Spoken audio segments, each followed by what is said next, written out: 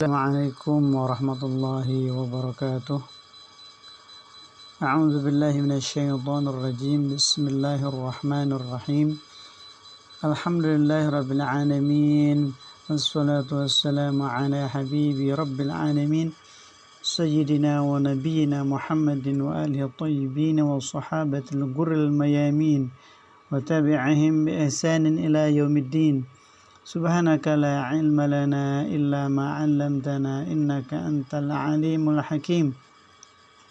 Wala hawla wala quwwata illa billahil aliyyil azim. Allahumma inna na'udzu bika an nadhilla aw nudall aw nazilla aw nuzal aw nadlima aw nudlama aw najhala aw yujhala 'alaina. Rabbana la tuzigh qulubana ba'da idh hadaytana wa hab lana min ladunka rahmatan innaka antal wahhab. Rabbana zidna 'ilman walhiqna bis salihin. Amma ba'd. Para hadirin pemirsa, alhamdulillah pada kesempatan ini saya akan coba memberikan penjelasan mengenai kata yang ada dalam Al-Quran,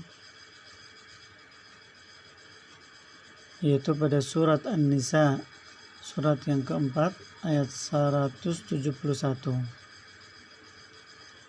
Jadi saya ambil judul dalam kesempatan ini dengan tema Firman dan Roh. Oke, dalam surat An-Nisa ayat 171 ini, yang sebagian potongannya saya akan bacakan. Innamal masihu Isa ibn Maryam Rasulullahi wa kalimatuhu alqaha ila Maryama wa ruhum minhu. Artinya, sungguh Al-Masih Isa putra Maryam itu adalah utusan Allah, dan yang diciptakan dengan kalimatnya yang disampaikannya kepada Maryam dan dengan tiupan roh darinya. Baik, ayat ini biasanya menjadi salah satu ayat yang difavoritkan buat saudara kita dari Kristiani yang menganggap dan seakan-akan menguatkan doktrin mereka yang menyebutkan bahwa Isa Al-Masih atau mereka yakin sebagai Yesus Kristus itu adalah anak Allah. Itu adalah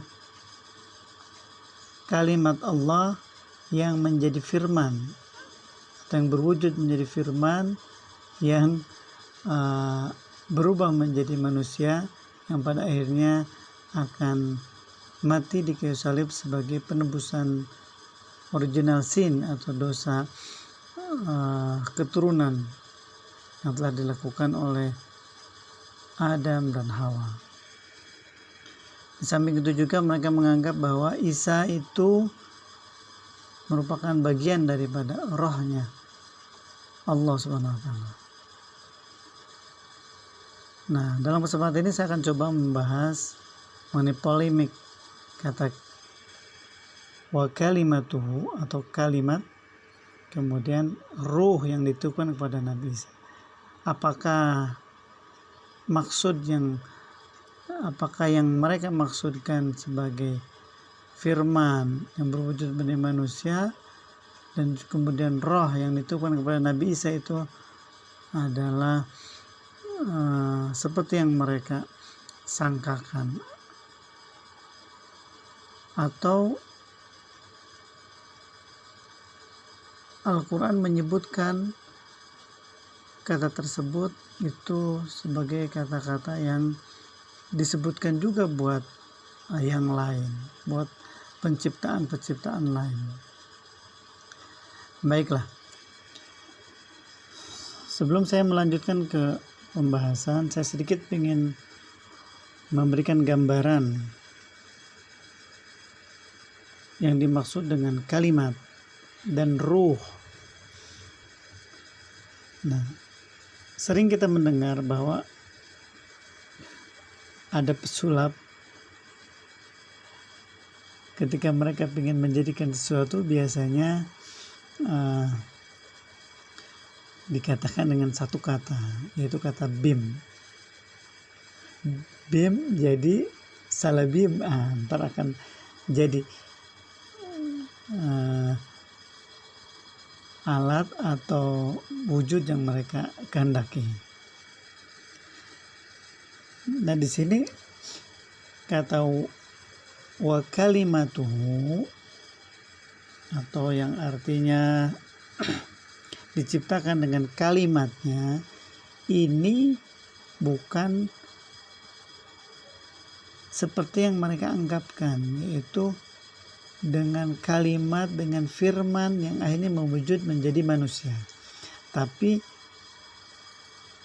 kata kalimatuhu itu dalam Al-Quran, para ahli mufassir mengartikan dengan beberapa makna. Nah, dan di antara makna yang paling disepakati, yang paling yakini bahwa maksud kalimat itu adalah kata kun, yang artinya jadi, atau istilah lain kalau para ahli sulap itu disebut dengan bim. Nah, di sini saya sudah sedikit meringkas bahwa ada perbedaan ya bahasa antara bahasa Indonesia dan bahasa Arab. Contoh, ya kan, huruf. Nah, seperti huruf itu adalah seperti A, B, C, D dan seterusnya. Nah, dalam bahasa Arab pun itu disebut dengan huruf. Jadi untuk huruf ini ada persamaan. Ya, ada alif, ba, ta. Jadi satuan huruf ya dari sebuah kata itu disebut dengan huruf. Nah, baru yang berikutnya itu ada kata. Nah, kata dalam bahasa Arab itu disebut dengan kalimat. Ya, contoh seperti saya, makan, roti, atau jadi. Nah, kalau dalam bahasa Arab kalimat seperti ana, akulu, al-khubza, atau kun. Nah, jadi rangkaian dari huruf-huruf itu ketika kita sambungkan akan membentuk menjadi kata, atau kalau dalam bahasa Arab disebut dengan kalimat. Nah, ini kalau kita terangkan agak panjang ya, karena ntar kalimat ada terdiri dari 3 kelompok. Ada kalimat isim atau kata benda atau kata sifat, ada kalimat fi'il atau kata kerja, ada juga kalimat perintah. Baik, selanjutnya di atas kata atau kalimat itu, nah ada namanya kalimat. Nah, ini agak beda ya. Jadi kalau kalimat itu dalam bahasa Arabnya disebut dengan kata kalam atau kalim atau jumlah. Artinya susunan dari kata yang membentuk menjadi sebuah informasi atau berita. Ya, susunan dari kata yang membentuk menjadi sebuah informasi atau berita. Contoh, saya makan roti. Bahasa Arabnya ini ana akulul khubza. Saya makan roti. Ya. Baik, jadi kembali lagi bahwa wa kalimatuhu dalam surat An-Nisa 171 ini mufassir mengartikan atau Allah bermaksud menciptakan Isa ibnu Maryam itu wa kalimatu dengan kata atau dengan kalimat. Apa yang dimaksud kalimat itu? Yaitu kata kun. Ya, yaitu kata kun. Nah, ini kita bisa lihat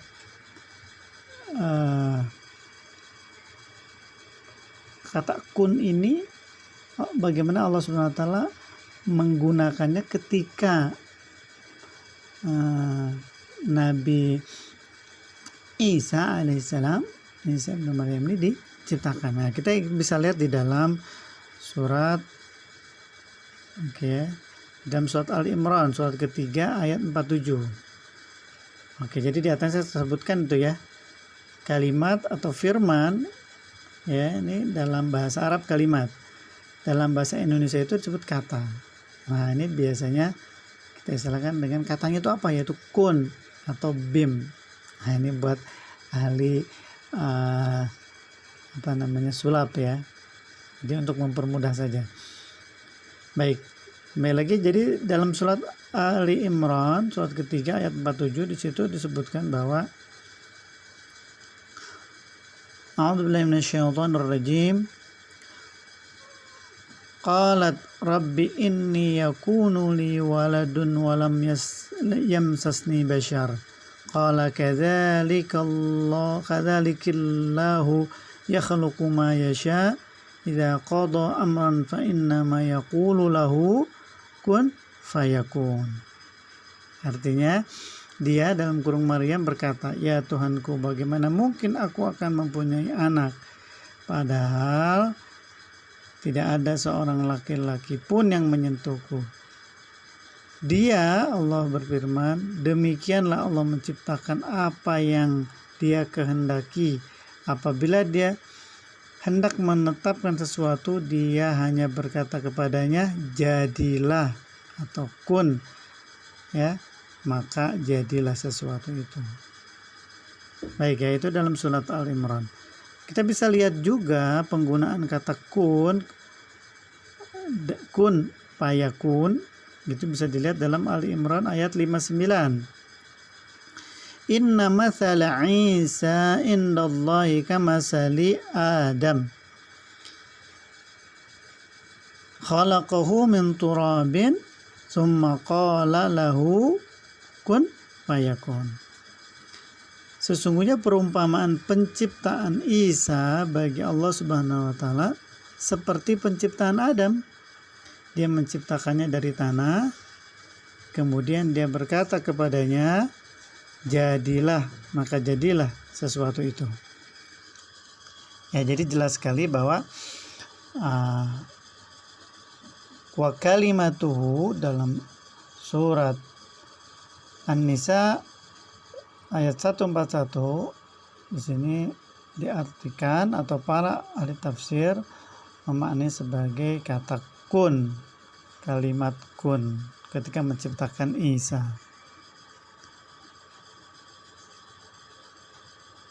Cukup banyak penggunaan kata kun itu Allah Subhanahu wa taala gunakan ketika menghendaki sesuatu.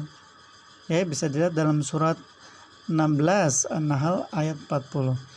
Innama qauluna li syai'in idza aradnahu an naqula lahu kun fayakun.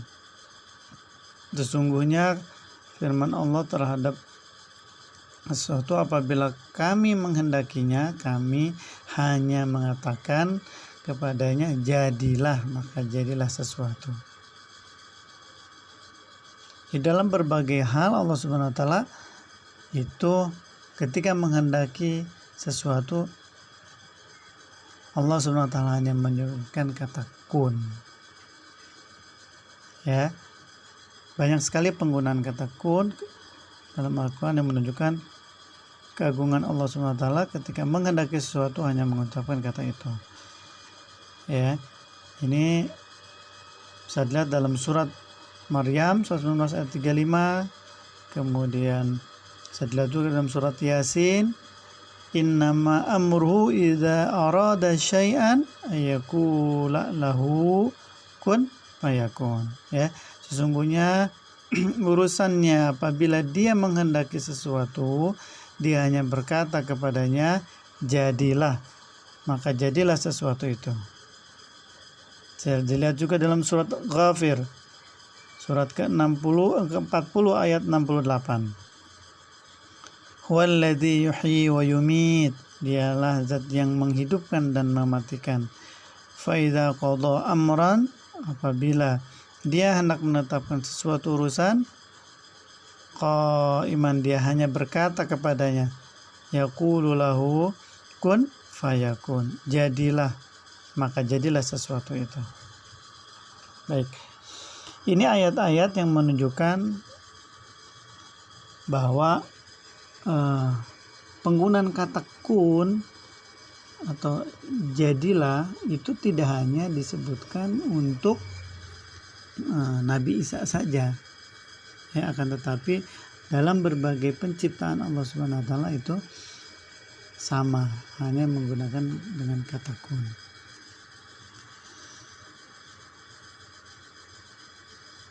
Nah, di samping makna kun, ahli tafsir menjelaskan kata wa kalimatu atau kalimat dalam surat An-Nisa ayat 1 itu, ini dimaknai dengan ketetapan Allah. Kalimat Allah, ketetapan Allah. Ini banyak menunjukkan ayat-ayat yang menyebutkan bahwa wa kalimah atau kata kalimat itu menunjukkan bahwa ketetapan atau ketentuan Allah. Misalkan dalam surat 6, surat Al-An'am ayat 34. Walaqad kudzibat rusulun min qablika fasabaru ala ma kudzibu wa udhu hatta atahum nasruna wala mubaddila li kalimatillahi wa laqad ja'aka min naba'il mursalin.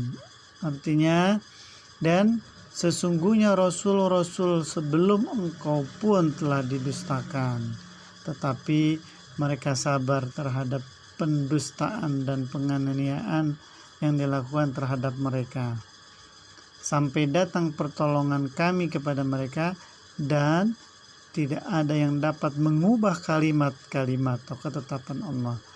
Dan sungguh telah datang kepadamu sebagian dari berita-berita Rasul itu.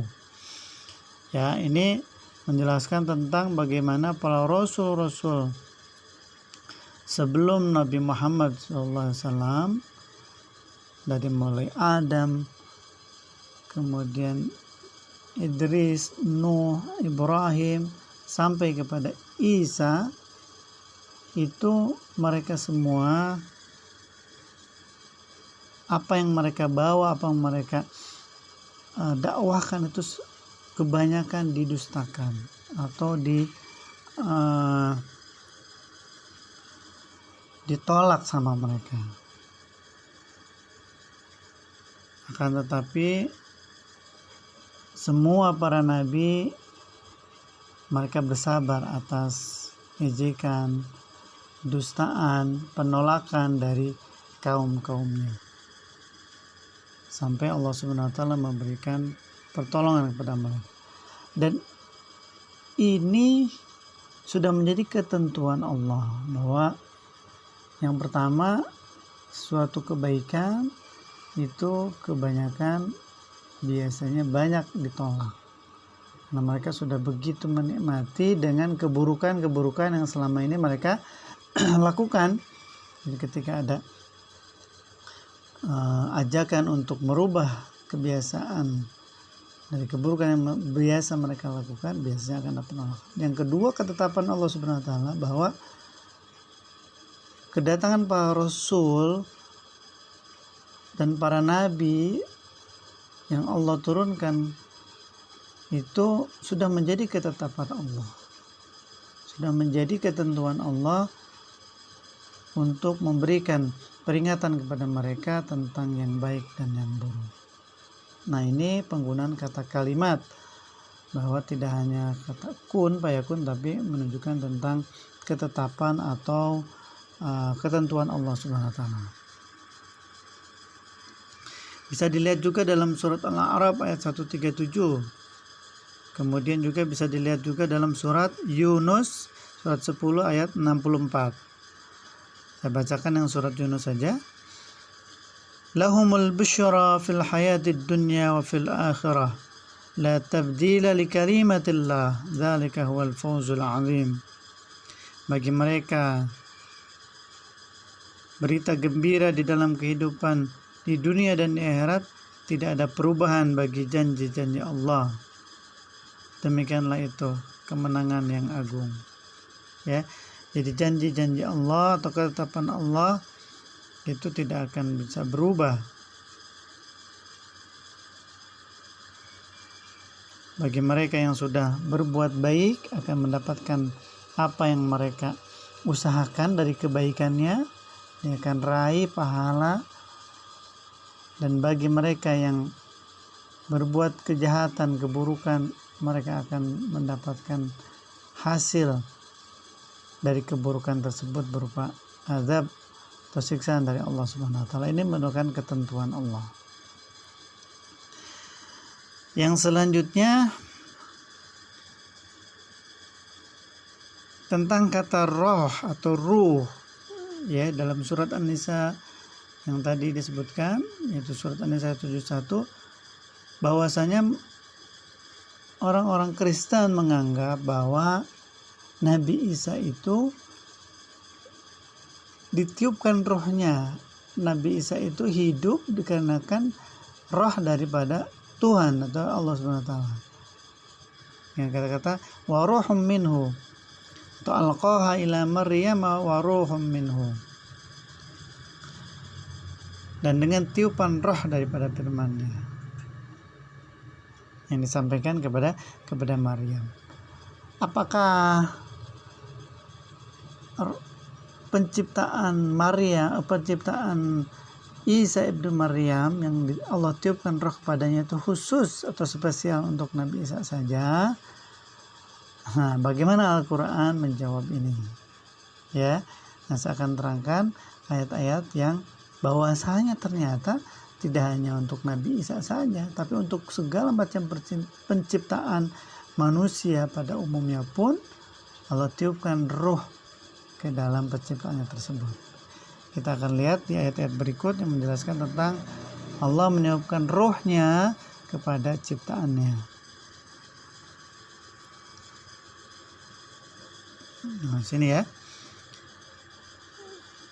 Nah, sebenarnya roh itu sendiri itu mempunyai para ahli tafsir mempunyai banyak makna ya, roh atau ruh itu. Nah, ini makna yang pertama itu tentang daya hidup atau kekuatan hidup, artinya tidak bisa hidup tanpa roh. Ya, nah contoh ketika roh tersebut disebutkan ke dalam Nabi Isa, memang disebutkan dalam beberapa ayat, ya. Misalkan dalam surat 21 Al-Anbiya ayat 91, ya kan? Saya sebutkan wallati ahsanat farjaha fa nafakhna fiha min ruhina wa ja'alna wabna alamin. Dan ingatlah kisah Maryam yang memelihara kehormatannya, lalu kami tiupkan roh dari kami ke dalam tubuhnya. Kami jadikan dia dan anaknya sebagai tanda kebesaran Allah bagi seluruh alam. Ya. Atau ada juga ketika peniupan roh dalam penciptaan Isa ibn Maryam ini dilihat dalam surat 4, surat An-Nisa ayat 171 ya, seperti yang di atas tadi. Oke.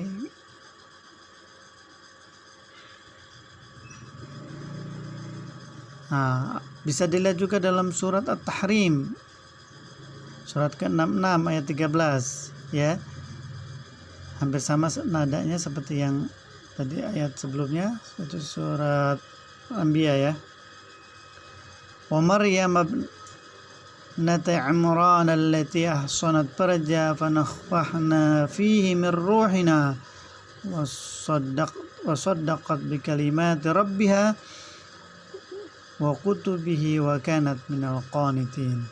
Dan Maryam putri Imran yang memelihara kehormatannya, maka kami tiupkan ke dalam rahimnya sebagian dari roh atau ciptaan kami, dan dia membenarkan kalimat Tuhannya dan kitab-kitabnya, dan dia termasuk orang-orang yang taat. Baik, itu penggunaan kata ditiupkan rohnya, fanafakhna min roh, ke dalam penciptaannya Isa. Nah, yang kedua ini manusia secara umum ya. Jadi Allah meniupkan roh kepada penciptaan manusia secara umum. Bisa dilihat dalam surat Al-Hijr, surat ke-15 ayat 28 sampai dengan 29. Ya. Ini yang saya kuningin. Wa idh qala rabbuka lil malaikati inni khaliqun basyaran min shalsalin min hama'in masnun. Dan ingatlah ketika Tuhanmu berfirman kepada para malaikat, sungguh aku akan menciptakan seorang manusia dari tanah liat, tanah kering dari lumpur hitam yang diberi bentuk. Fa idza sawaituhu wa nafakhtu fihi min ruhi faq'u lahu sajidin. Ya. Ini maka apabila aku telah menyempurnakan kejadiannya, maksud kejadian manusia tersebut, dan aku telah meniupkan roh ciptaanku ke dalamnya, maka tunduklah kamu kepadanya dengan bersujud. Bisa dilihat juga dalam surat Shad ayat 71 ayat 72, hampir sama seperti yang di atas, bagaimana Allah menciptakan manusia daripada tanah, ya, daripada tanah. Kalau yang tadi disebutkan daripada tanah liat kering dari lumpur hitam, kalau di surat Shad ini manusia diciptakan dari mintin, dari tanah ya. Nah, fa idza sawaituhu wa nafakhtu fihi min ruhi faq'u lahu sajidin. Sama ya, kemudian apabila telah aku sempurnakan kejadiannya dan aku tiupkan roh atau ciptaanku kepadanya, maka tunduklah kamu dengan bersujud kepadanya. Nah, sama juga dalam surat As-Sajdah surat ke-32 ya. Surat 32 ayat 8 sampai 9 hampir sama. Nah, tapi ini menyebutkan bahwa manusia diciptakan dari air mani ya. Summa ja'ala naslahu min sulalatin min ma'in mahin. Kemudian dia menjadikan keturunannya dari saripati. Keturunannya maksudnya adalah manusia dari saripati air yang hina atau air mani. Summa sawwahu wa nafakha fihi min ruhihi wa ja'alakumus sam'a wal absara wal afida qalilan ma tashkurun. Kemudian dia menyempurnakannya dan meniupkan roh atau ciptaannya ke dalam tubuhnya, dan dia menjadikan pendengaran, penglihatan, dan hati bagimu, tetapi sedikit sekali kamu yang bersyukur. Ya, ini menunjukkan penciptaan manusia ya, yang diciptakan dari tanah atau juga air mani, yang tercipta juga air mani tersebut dari saripati tanah. Artinya semua makanan hampir keseluruhannya itu berasal dari tanah, dan dari saripati makanan tersebut akhirnya terbentuk menjadi saripati atau menjadi sumber daripada air mani atau sperma manusia. Baik ya, jadi roh yang disampaikan atau yang ditiupkan Allah Subhanahu wa taala tidak hanya buat Nabi Isa saja, melainkan untuk penciptaan semua manusia yang lain pun sama, ditiupkan rohnya pun.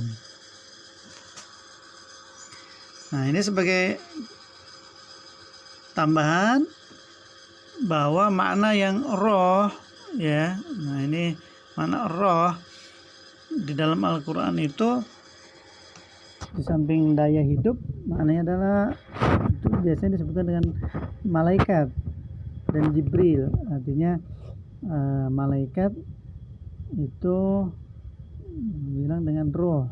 Jadi kalau dalam terminologi Islam atau Al-Quran, biasanya roh itu di samping tadi daya hidup biasanya menunjukkan pada malaikat, atau lebih spesial malaikat Jibril.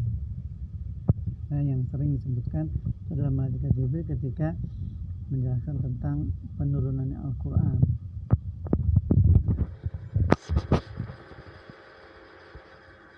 Kita bisa lihat dalam surat Al-Baqarah surat 2 ayat 87 yang menunjukkan bahwa ruh itu menunjuk kepada malaikat. Ya. Walaqad atayna Musal kitaba wa qaffayna min ba'dihi bir-rusuli wa atayna Isa ibn Maryam al-bayyinat wa ayyadnahu bi-ruhil qudus afa kullama ja'akumur rasul bima la tahwa anfusukum istakbartum fariqan kadzdzabtum wa fariqan takfurun. Dan ya, sungguh kami telah memberikan kitab Taurat kepada Musa dan kami susulkan setelahnya dengan rasul-rasul, dan kami telah berikan kepada Isa putra Maryam bukti-bukti kebenaran serta kami perkuat dia dengan Roh Kudus atau Ruhul Kudus, itu Jibril. Mengapa setiap rasul yang datang kepadamu membawa sesuatu atau pelajaran yang tidak kamu inginkan, kamu menyombongkan diri, lalu sebagian kamu dustakan dan sebagian kamu bunuh. Ya, artinya banyak para nabi yang dibunuh oleh kaum-kaum sebelumnya, terutama kaum Bani Israel ya. Kemudian kita bisa lihat juga dalam surat Al-Baqarah surat 2 ayat 253 ini menunjukkan bahwa kata Ruhul Kudus ini menunjukkan kepada malaikat atau malaikat Jibril ya. Ini yang bersama juga dengan surat surat Al-Maidah surat kelima ayat 110. Kemudian bisa dilihat juga dalam surat An-Nahl surat ke-16 ayat 102. Qul nazzalahu ruhul qudus min rabbika bil haqq yusabbital ladzina amanu wa hudaw wa busyra lil muslimin. Katakanlah, Ruhul Kudus atau Jibril menurunkan Al-Qur'an. Ruhul Kudus min rabbika bil haqqi, bil haqqnya adalah Al-Qur'an dari Tuhanmu dengan kebenaran, untuk meneguhkan hati orang-orang yang telah beriman dan menjadi petunjuk serta kabar gembira bagi orang yang berserah diri. Dalam surat Al-Maryam disebutkan yang menunjuk kepada malaikat juga. Fattakhadat min dunihim hijaban fa arsalna ilaiha ruhana fatamatsala laha basyaran sawiyya. Lalu dia memasang tabir yang melindunginya dari mereka, lalu kami mengutus roh kami dalam kurung Jibril atau malaikat Jibril kepadanya, maka dia menampakkan diri di hadapan dalam bentuk manusia yang sempurna. Bisa dilihat juga dalam surat Ghafir surat ke-40 ayat 15. Rafi'ud darajati dzul arsh yulqir ruha min amrihi ala man yasha'u min ibadihi liyundhira yaumat talaq. Dialah Allah SWT yang maha tinggi derajatnya, yang memiliki arsy, yang menurunkan wahyu dengan perintahnya kepada siapa. Ya, yulqir ruh. Ya, ini menurunkan wahyu bermakna bahwa melalui malaikat Jibril ya, dan dia kehendaki di antara hamba-hambanya agar memperingatkan manusia tentang hari pertemuan. Dalam surat Ma'arij surat ke-70 ayat 4, ta'anzul malaikatu warruh ilaihi fil yaumi kana miqdaru 50 alfasana. Para malaikat dan Jibril naik menghadap kepada Tuhan dalam sehari setara dengan 50.000 tahun. Dalam surat Al-Qadar, tanazzalul malaikatu warruh. Ini maknanya malaikat Jibril ya. Fiha bi'idzni rabbihim min kulli amr. Para malaikat itu turun. Pada malam itu turun para malaikat dan roh, maksudnya Jibril, dengan izin Tuhannya untuk mengatur semua urusan. Baik. Makna yang ketiga daripada ruh tersebut, ini Al-Quran menyebutkan menunjuk kepada Al-Quran. Seperti bisa lihat dalam surat An-Nahl ya, surat An-Nahl surat ke-16 ayat 2. Yunazzil malaikata birruhi min amri ala man yasha'u min ibadi an anziru annahu la ilaha illa ana fattaqun. Ya, birruh ini menunjuk pada Al-Quran. Dia menurunkan para malaikat membawa wahyu dengan perintahnya, maksudnya Al-Quran ya. Wahyu dengan perintahnya ini maksudnya Al-Quran. Kemudian surat Syura surat ke-42 ayat 52, wa kadzalika auhayna ilaika ruham min amrina, yang menunjukkan bahwa dan demikianlah kami wahyukan kepada Muhammad, ilaika kepada Muhammad, ruhan min amrina, ruh dalam kurung Al-Quran, dengan perintah kami. Al-ayat dan seterusnya. Mana yang selanjutnya kata ruh itu ya Al-Quran juga sebagai pertolongan.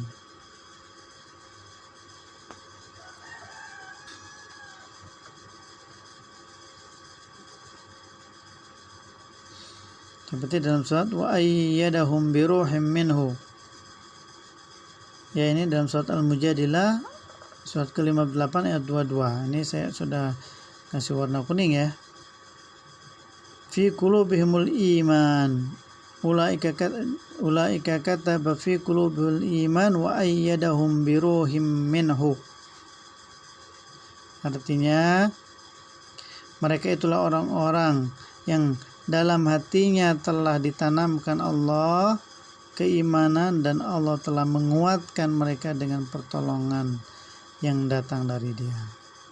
Ini makna-makna ruh yang ada di dalam Al-Quran.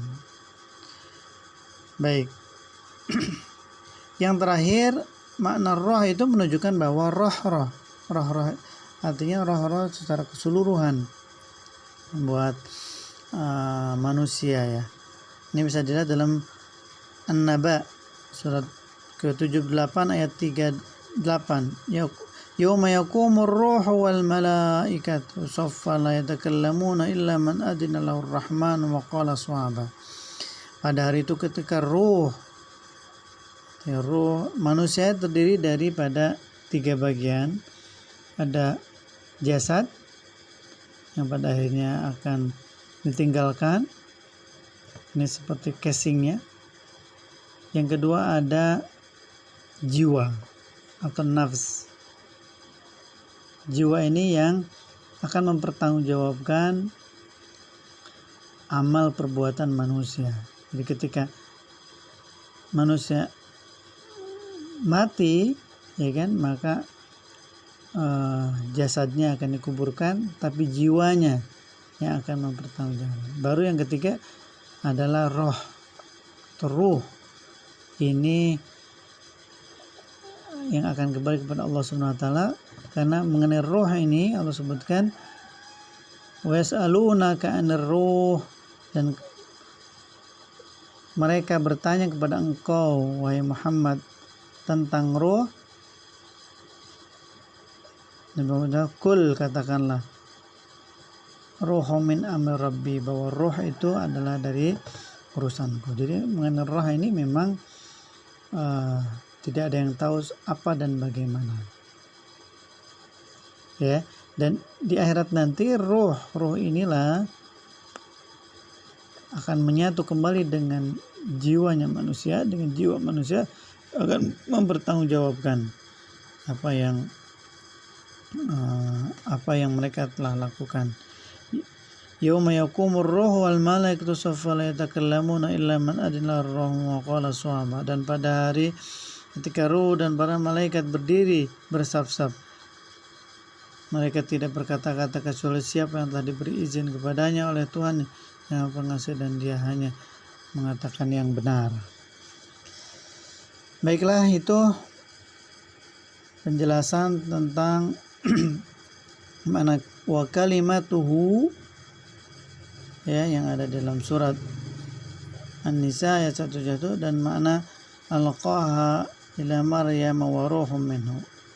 Kalimat dan roh yang sering disalahartikan oleh teman-teman Kristiani. Mudah-mudahan ada manfaatnya. Mohon maaf apabila ada kesalahan, itu dari kebodohan saya sendiri. Hadanallahu wa iyyakum ajmain. Wallahu a'lam bis-shawab. Wassalamualaikum warahmatullahi wabarakatuh.